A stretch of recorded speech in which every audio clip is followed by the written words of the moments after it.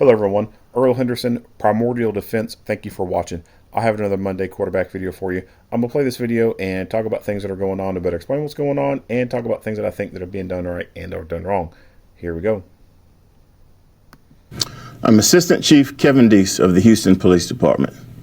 This critical incident briefing is intended to provide you with information about an officer-involved fatal crash that occurred in Houston on December 30th, 2022. You are about to see video footage that is related to this incident. HPD conducts thorough investigations into officer-involved fatal crashes. These typically require investigators to interview multiple witnesses, view numerous hours of video footage, and analyze a significant amount of forensic evidence. It is important to note that we are in the very early stages of the investigation, and we continue to review additional evidence as it is collected and analyzed. The videos you're about to see can be graphic and may be difficult to watch. These videos may also contain strong language. Viewer discretion is advised.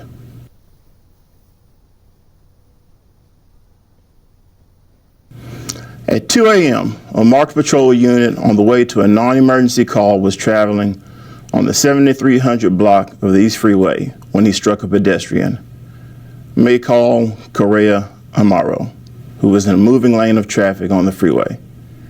HFD was called and paramedics pronounced Mr. Amaro deceased at the scene.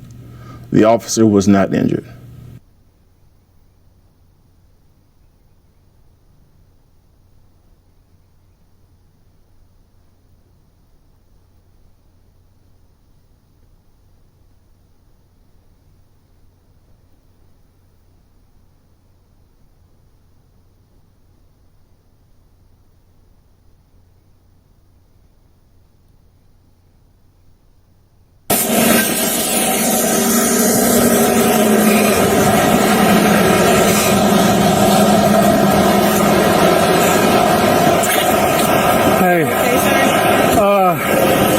I'm fine.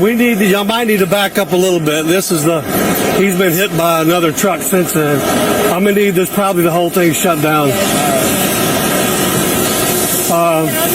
Just back it up a little, not a lot.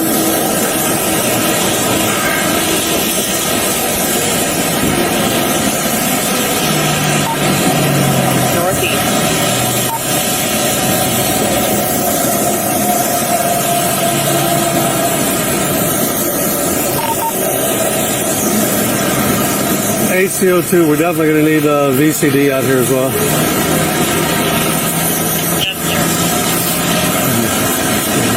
God dang it.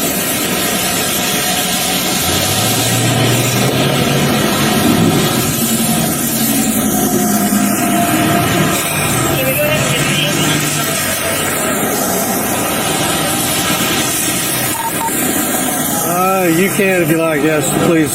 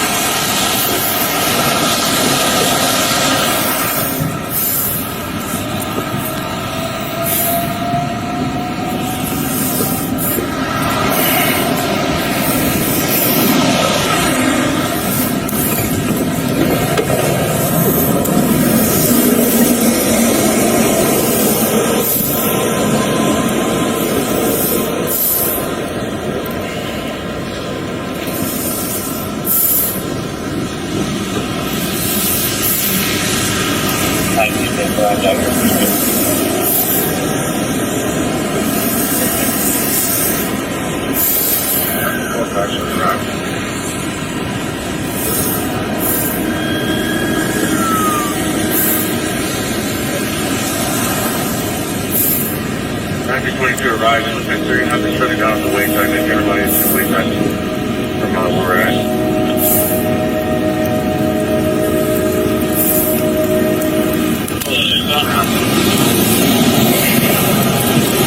Go inbound. Go westbound. Okay, so not much there. Was called and paramedics pronounced Mr. Amaro deceased at the scene. The officer was not injured. Like, I don't even know how to pronounce that name. Bryce Meal Cubics? Brismeal Cubics? Maybe? I don't know. Just call him Alphabet. He's got probably every fucking letter from the alphabet in his name.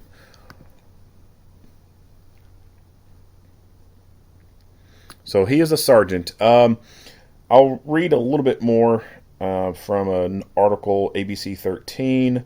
Man is dead after a Houston police officer hit and killed him as he walked across the I-10 East Freeway near Wayside Drive early Friday morning. Blah, blah, blah. HPD's Vehicular Crimes Unit said an officer who was on duty was headed to a non-emergency call on the westbound lanes of the East Freeway. He hit something on the road. His airbags deployed and he stopped the patrol unit. The officer got out to inspect the car, and that's when police said he saw a body beside his vehicle. Investigators suspect the 35-year-old victim was walking on the freeway when he was hit. He was pronounced dead at the scene. At this point, all we know so far is that the vehicle struck the pedestrian. HFD was called. HFD pronounced the person deceased. Investigators said it appears the patrol unit was the only vehicle to hit the pedestrian. The officer who hit the pedestrian is a sergeant in the Northeast Patrol Division, has been with the department for 30 years. 30 years. In this video, he says that another truck has also hit the guy. So, unknown if another vehicle has actually hit this guy. That happens sometimes on interstates or freeways. Or hell, any roadway can happen, but it happens a lot on interstates where the vehicles are just going so fast. You'll have vehicles that get hit in one lane, they wreck, and then they may end up in another lane. Well, another vehicle hits them. Then you have people who are pedestrians. They get hit. They get knocked out of the way into another lane, and another car or a semi runs them over. The vehicles are just coming up on them too fast to be able to react quick enough to stop fast enough. Especially for a semi-truck, you can't even stop on a dime, so to speak, in one of those. Depending on how much weight that's in it as far as what they're carrying, their stopping distance can be very long. They're not going to be able to stop very quickly. People on motorcycles having wrecks on the interstate, sometimes they get ran over multiple times. It's just one of those things that happens in an environment where the vehicles are just going at such a speed that they don't have time to stop or slow down fast enough to get out of the way. And because they're surrounded by vehicles, they can't even swerve to the left or right, because if they do, they'll cause a wreck. So they just basically have to run over whatever's in the road. And then for this environment right now, you have to factor in the fact that it's nighttime and it's raining. Visibility sucks. This officer also has an MDT in his vehicle. That's going to be a light source right there that's shining towards him that can hinder his eyesight just a little bit. I don't know if this thing was turned on, but that could be another light source shining into his face. You could see that once he got into the vehicle again, he does wear glasses. So who knows how far along his eyesight is as far as being bad. He has been on for 30 years. That's a long time. I don't know what his age is. I don't know if they even said what his age is. Take a look at it real quick. I don't think they only mentioned the dead person's age. Yeah, the only thing they say is he's been with the department for 30 years. So, he could have some age on him. And as you get older, your eyesight it degrades. My eyesight, I've noticed, has been degrading a little bit over time. It's, my left eye, when I look out of it at a distance far away, some things are just a little bit blurry. But when I look or focus with my right eye, not so much. So I know that my left eye has experienced some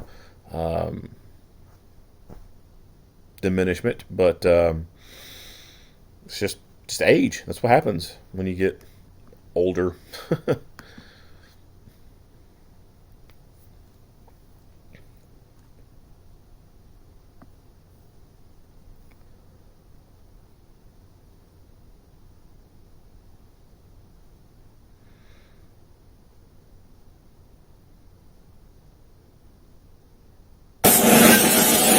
So he starts his camera right there. Now he does have the pre-event buffer that shows some stuff. I don't know if it went for exactly 30 seconds or not. But this is a Motorola camera. I'm not very familiar with Motorola cameras. So 2:03:45 is that timestamp?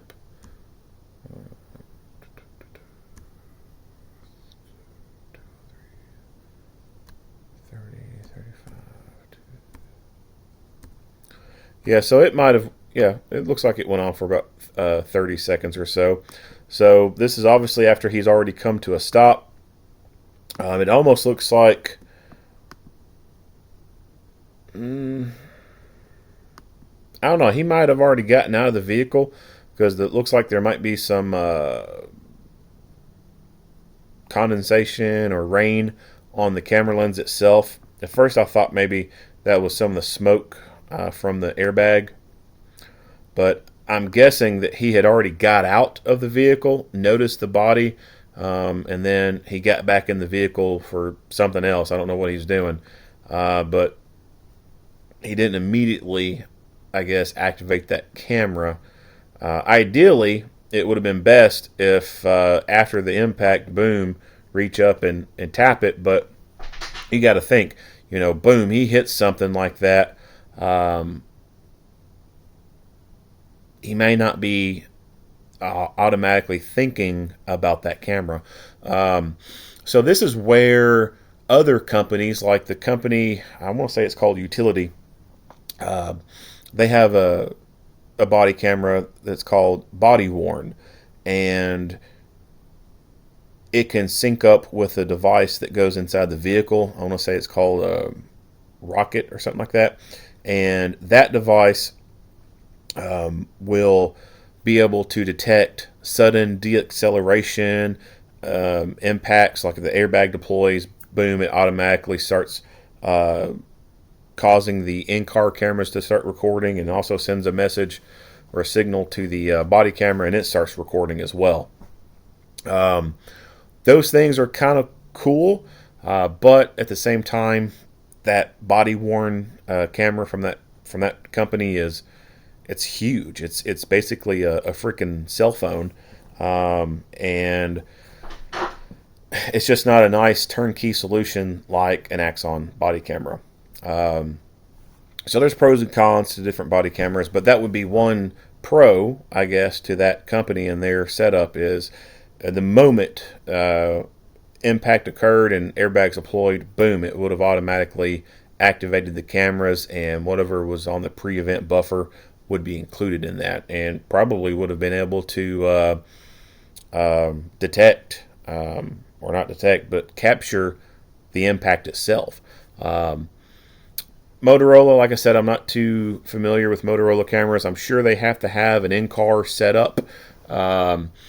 Even if you had an Axon camera, Axon also makes in-car cameras as well. And, he could have, as soon as he activated his emergency equipment, it would have caused his body camera to start recording, and he could have picked up the pre-event buffer footage on the camera, and also pre-event buffer footage on the in-car camera as well, and it could have captured the actual impact itself and up a little bit before the impact occurred as well.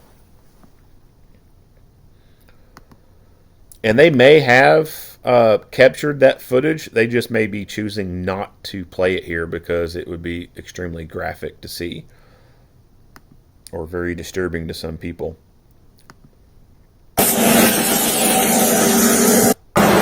This is he's been hit by another truck since then. I'm gonna need this, probably the whole thing shut down.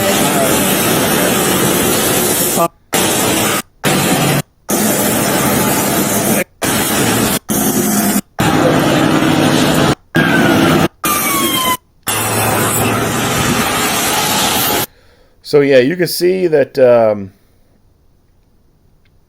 environmental conditions just suck. I mean, it's nighttime, it's raining, just not good conditions. And this person, I don't know if this was a regular thing that they did. They just, cut across the interstate to or the freeway to get to this other side over here. Some people do that. They're not supposed to be doing that. There's a reason why anytime you get onto an interstate, a freeway, whatever, you see signs that say no pedestrians. It's just not safe for people to be out trying to cross traffic. So it could have been this person who was just normally does this sometimes, or it could have been someone who was thinking about unsubscribing from life. And it just so happened by happenstance that they jumped out in front of a police car. Had it been anyone else, had it been a commercial truck that hit this dude, we would not be seeing any of this footage. I don't know what the statistics are as far as pedestrians being hit by, other vehicles, but there's a sizable number of people who die every year from being hit by vehicles. Let me do a really quick search. Vehicle versus pedestrian statistics.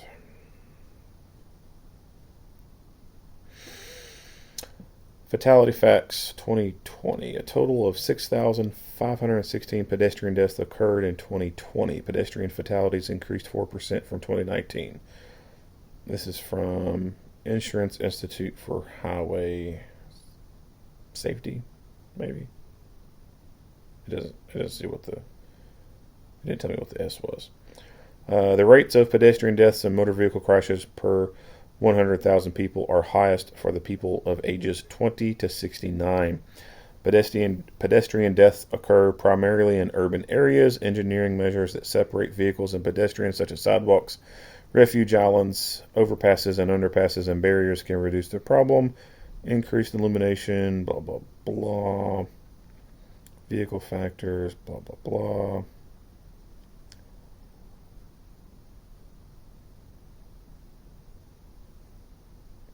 Although the pedestrian deaths were 13% lower in 2020 than in 1975, they have increased 59% since reaching their lowest point in 2009. All right, so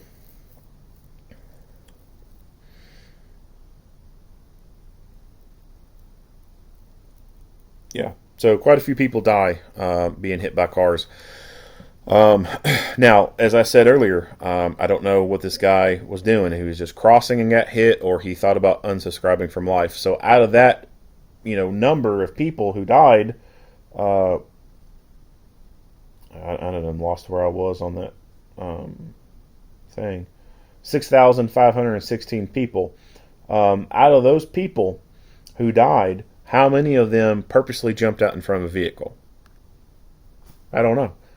It doesn't appear, though, that it breaks it down.